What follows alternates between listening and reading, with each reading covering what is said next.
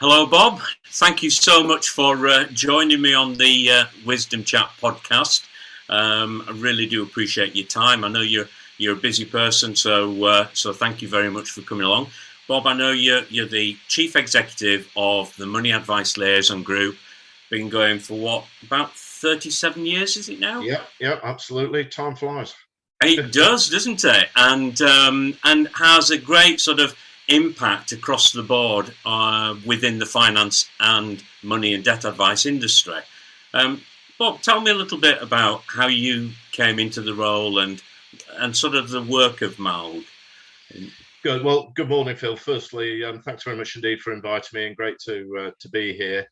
My role as chief executive, I joined approaching 6 years ago now, and my background, historically, I kicked off my working career with NatWest Bank and worked in banking for more years than I care to mention, and then joined the Institute of Customer Service and worked there for approaching 7 years as well. So it gave me a good background in finance and also in membership, as the Institute of Customer Service was a membership organisation and still is today. And so it gave me a really good background to come into MALG. And the last 6 years have been a really, really challenging and interesting time. As you say, we've been in existence for over 35 years, and it's an organisation that is about galvanising the organisations that constitute our membership to work together to improve the lives of people with problem debt. And fundamentally, that's what it's all about. The founder, a guy called Anthony Sharp, had done a fantastic role in leading the organisation until I took over. But I found there was a real opportunity to bring the organisation into some of the modern day challenges of the 21st century.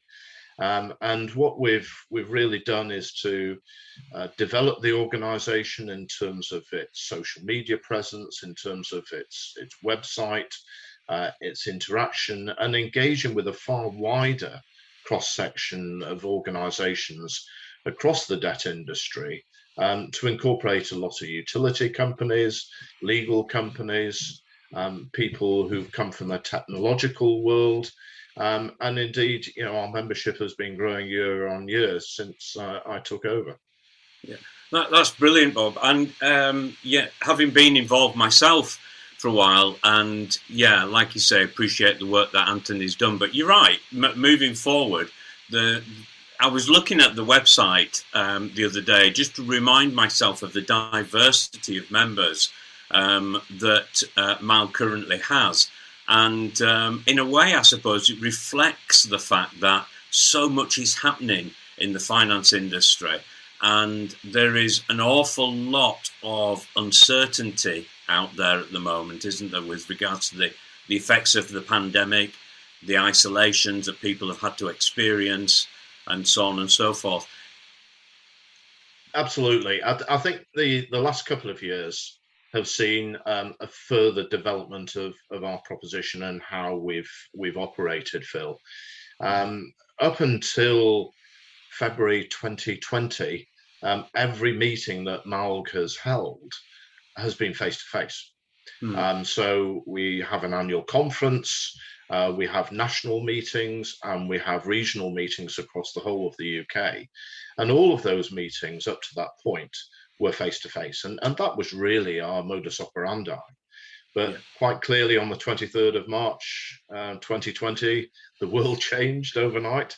And to be fair, we had geared ourselves up to be fair. We'd used Zoom on a couple of occasions, more for sort of internal work. And we could see the way the wind was blowing before the announcement on the 23rd of March. And so on Friday, the 27th of March, we actually launched the MALG Friday Forum. So we were very quick to react to the situation. And the purpose of the forum really was to give all of our members an opportunity to just come along for an hour on a Friday morning without any agenda at all, and to say, whoa, what's going on here? How can we help you? We need people to help us. We want to share this information. We'd like to ask some questions. We'd like to discuss different issues. And it really, we dipped our toe into the water, not quite knowing how it would run. And we had a fantastic response from our members. We opened it up to both the national and the regional members. And we were having 50, 60, 70 people coming along every Friday. Certainly over the first 3 or 4 months when we kick-started it, we were getting those sort of numbers. And it threw up some really interesting things. So, for example, debt advisors have been struggling to contact creditors because previously they had gone through their call centres. And of course, the call centres couldn't operate because everybody was shut down and working from home. And so the creditors were operating different systems. And so we actually introduced a directory for creditors to give details of the best way in which they could be contacted, and shared that with our debt advice members so that they could easily access the creditors in the most appropriate way. So that's just one example of what we did, but there were plenty of other things that were going on. So throughout the whole of 2020, we ran those meetings every Friday morning. And to be honest, I was thinking, well, it served its purpose, but actually the members turned around and said, we'd like this to carry on. So we did. Into 2021, we moved it to fortnightly because we felt that was the right way to do it. And again, we've had really good support and attendance right the way through 2021. And the PRA group kindly sponsored us. And indeed, we announced this week that they have continued their sponsorship to maintain the meetings into 2022. That's fantastic. So our first Friday forum for 2022 is next Friday on the 14th.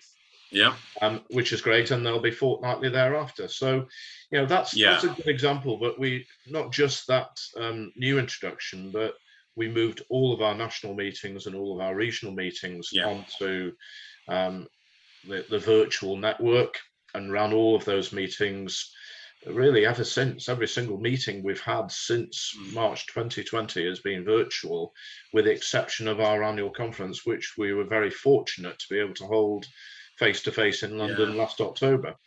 And the plan certainly for the first quarter of this year, Phil, is to continue that virtual presence. We don't feel confident that we're going to be in a face-to-face situation probably this side of Easter, if I'm honest. But we would love to get back to a blended approach of continuing on with some virtual meetings, because it actually opens up access to MALG in a far wider context.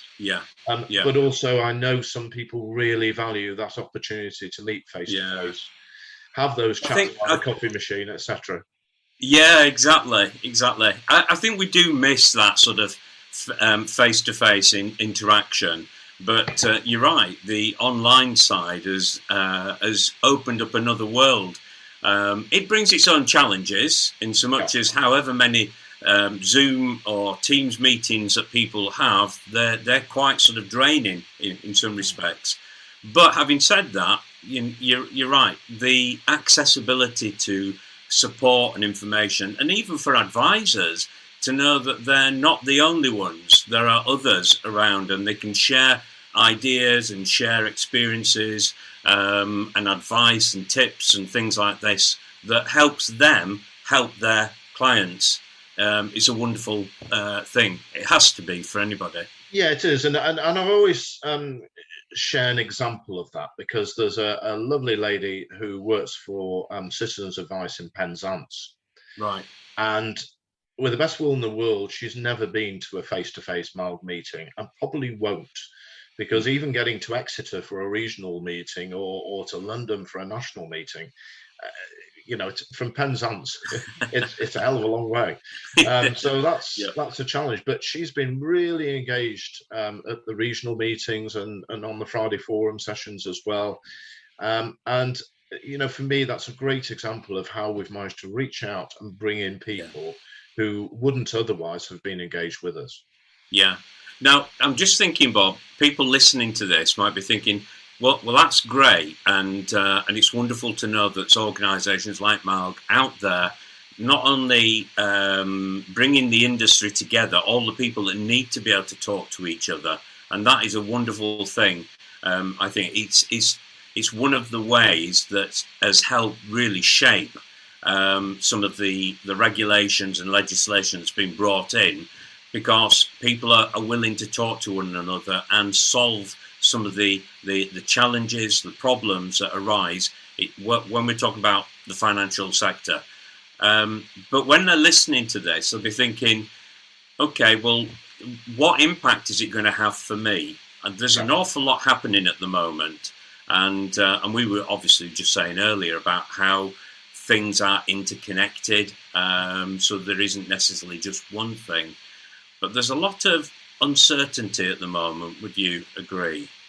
Oh, absolutely. Absolutely. And I think what we try to do wherever possible, and I think this is very much about my background with banking and particularly with the Institute of Customer Service, is about listening to our customers. And our customers are our members. And I think it's vitally important to be able to understand from them what are the most important issues, and what are the challenges facing, and what can we do to try and support in terms of getting topics onto the table, whether that be on a Friday forum, whether it be at one of our national or regional meetings, and how do we actually put together our conferences or virtual events to meet the needs of our members. Now, the membership is so diverse that you've highlighted there, Phil, is that we're never going to be able to please all the people all the time. No. I think that is a step too far. But what we try to do is to listen as closely as we can do, to pick up on the topics that are of interest, and to try and put together something that will meet those needs. Now, a good example, one of the issues that has spun out of recent external events that have been going on is the challenge that's going on in the energy industry at the moment. Quite clearly, the price of gas and electricity is increasing, and at the moment, it seems to be that in the most part, those companies are absorbing those costs themselves. Because they're probably hedged in terms of buying forward, but ultimately that is going to impact the customer. So there's a lot going on. I don't think anybody outside of those industries truly understands the full ramifications of that. No, and I think just to say, Bob, as well, there's the removal of the price cap coming up this year as well. So that, in theory, could have a profound impact on greater rising costs as well, couldn't it? Absolutely. And of course, with the increased petrol costs, that increased the cost of distribution, etc. So that ultimately is going to lead to a rise in the price of most goods and services. So all of those things says to me, and our members have said to me, we're concerned about this and we need to understand a bit more about this. So our next national meeting, which will be held on the 3rd of February, is actually going to focus and feature on that. So we've already got speakers lined up from Energy UK, from the Consumer Council for Water, and we've also got the NEA speaking as well. So that really is a good example of where there are things evolving and things that will ultimately impact the lives of people who are in problem debt, and therefore our members will be interested to understand more about it, so that the advisors can be better advised in terms of giving that advice, and the creditors can understand the ramifications of these changes. Yes, I think that's a very good point that you make there, because without the facility of being able to bring these organisations together, you can imagine how much longer and more difficult it would be for anybody to move things forward positively and address some of these issues, like the rising costs of energy and the impact on the consumer and especially those who are challenged financially. And so to know that there's an organisation that is actually working hard to bring these bodies together to address some of these issues has to be a positive. Just in sort of wrapping up a little bit, Bob, what sort of, I suppose for your members and people listening, what sort of tips, hints, advice would you give at the moment in the sort of present climate? What would be the main thing that you think would be good to put out there? I think probably the key thing is about just being aware of external impacts that can have an effect that individually we just have no control over at all, but ultimately will impact each of us individually. And that's something that's quite challenging to sort of get your head around in the current climate, because I think uncertainty has been a way of life for almost 2 years, that nobody really has known what's around the next corner. You know, as we sit here speaking today, Phil, you know, I've got a son who lives in France, and you know, we've no idea when we can go across and see him. You know, so there's things like that just you can't gauge for, and you can't anticipate. But it's about just checking on things. I find I'm spending more time going on to LinkedIn and going on to social media and picking up on news feeds, because things are happening all the time, and the world is changing very, very quickly. And it's just being alert to those things and seeing almost unheard cries for help from people who are clearly struggling. You know, you see increased demand for food banks. You know, I know over the Christmas period, more and more people were supporting in terms of sending out hampers to people who are struggling, etc., etc. So, you know, it's quite worrying that there's a lot of people who are suffering in silence at the moment. And you just wonder how best we can reach out to them and support them. And collectively, how can our members work together to support the lives of those people who are in problem debt and who are becoming increasingly anxious and concerned about their situation? Thank you for that, Bob. I think you know, at an organisational and corporate level, being aware of everything that's going on and being willing to talk and work on some of these problems and bring solutions to them is really important. But down on that individual level, you know, like you say about the uncertainty, and we know that uncertainty causes anxiety in people. And absolutely. When people are anxious, it's very difficult for them to make rational decisions about their finances. So I would sort of add into what you're saying, which yours is a good point. Also, the fact that before making those really challenging decisions and those life-changing decisions, especially around finances, look at the facts first. Be aware of what's going on, but look at the facts rather than be led by the emotions, which is the kind of thing. They say that 80% of our decision-making is based out of our emotions. And that's phenomenal. And so it's vitally important that people do not only just take a note of what's going on around them, but also take note of the facts and make decisions based on facts rather than feelings. Bob, it's been wonderful chatting with you. And I know there's a lot more that we could talk about because there's so much going on, isn't there?